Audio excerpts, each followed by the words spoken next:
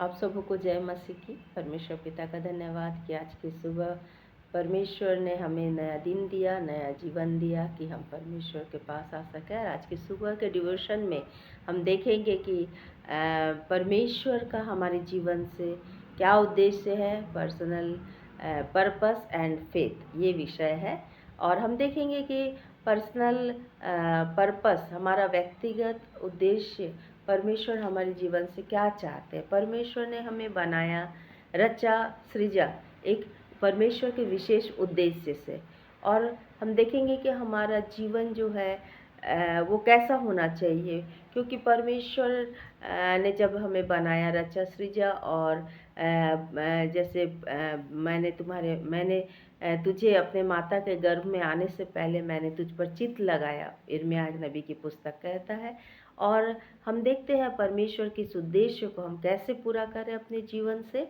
हम व्यक्तिगत हमारा उद्देश्य क्या होना चाहिए परमेश्वर के प्रति, है ना। हम कई बार बहुत कुछ करते हैं, हम सोचते हैं कि हम बड़े बड़े मीटिंग अटेंड कर रहे हैं, हम बहुत चर्च जा रहे हैं, कई मीटिंगों को कर रहे हैं, सब कुछ कर रहे हैं, लेकिन हमारे व्यक्तिगत जीवन में परमेश्वर के साथ अपने रिश्ते को मजबूत करने के लिए कई बार हमारे पास समय नहीं होता।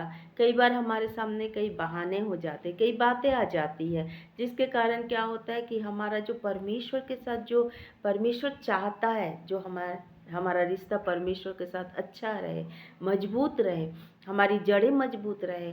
जब हमारी जड़ें मजबूत रहेंगी तो हमें कोई भी परिस्थिति हमें गिरा नहीं सकती, हमें डिगा नहीं सकती, हमें हिला नहीं सकती।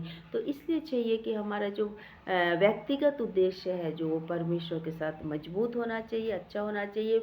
दो तीन बातों के द्वारा हम देखेंगे कैसे हम करें। पहला, हमारा व्यक्तिगत प्रार्थना। हमारा व्यक्तिगत प्रार्थना बहुत ही ज़रूरी है। परमेश्वर के साथ हम प्रार्थना के द्वारा संगति करते हैं। जिस तरह से हम देखते हैं कि परमेश्वर जब अदन की वाटिका में आदम से मिलने आता था, तो परमेश्वर चाहते थे कि परमेश्वर के साथ आदम का एक व्यक्तिगत संबंध हो। वैसे परमेश्वर मेरे और आपके जीवन से भी चाहता है कि हमारा भी एक परमेश्वर के साथ व्यक्तिगत संबंध हो।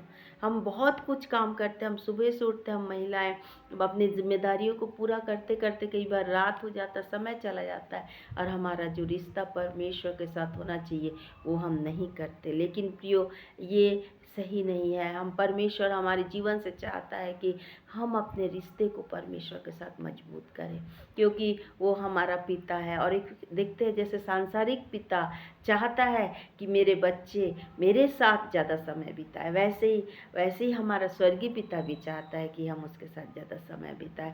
दूसरी बात हम देखेंगे कि वचन के द्वारा, वचन पढ़ के, वचन पे मनन करके।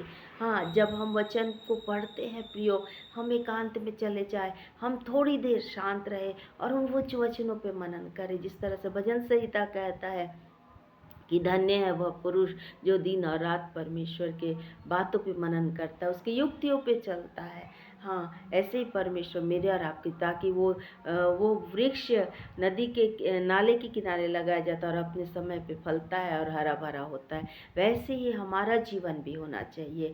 हमारा वचन पढ़ के उस पर मनन करना परमेश्वर चाहता है, ताकि हम परमेश्वर की आवाज़ को सुन सके उस वचन के द्वारा जो परमेश्वर हमसे कहना चाहता है। प्रियो, जब हम अपने जीवन में वचन को पढ़ेंगे नहीं, हम जब उस पर मनन नहीं करेंगे, तो हम कैसे परमेश्वर की आवाज़ को सुनेंगे। तो परमेश्वर चाहता है कि हमारा व्यक्तिगत संबंध परमेश्वर के साथ मजबूत होने पाए, और फिर हम अपने जीवन से परमेश्वर का नाम ऊंचा उठे और हम परमेश्वर जैसे चाहता हम वैसे जीवन जीने वाले बने। और दूसरी बात है हमारा विश्वास। हमारा विश्वास ये नहीं कि हम कलीसिया चर्च में चले जा रहे हैं, हम मीटिंग चले जा रहा है, ये हमारा विश्वास नहीं है। इब्रानियों 11 कहता है कि अनदेखी वस्तु जो हमारे प्रमाण होना चाहिए, है ना। आज हम जो चीज़ को नहीं देख रहे हैं, ये हमारा विश्वास होना चाहिए, है ना। परमेश्वर के साथ हमारा रिश्ता अच्छा होना चाहिए, जिसके द्वारा हम यीशु मसीह के द्वारा हम परमेश्वर के करीब पहुंच सकते हैं।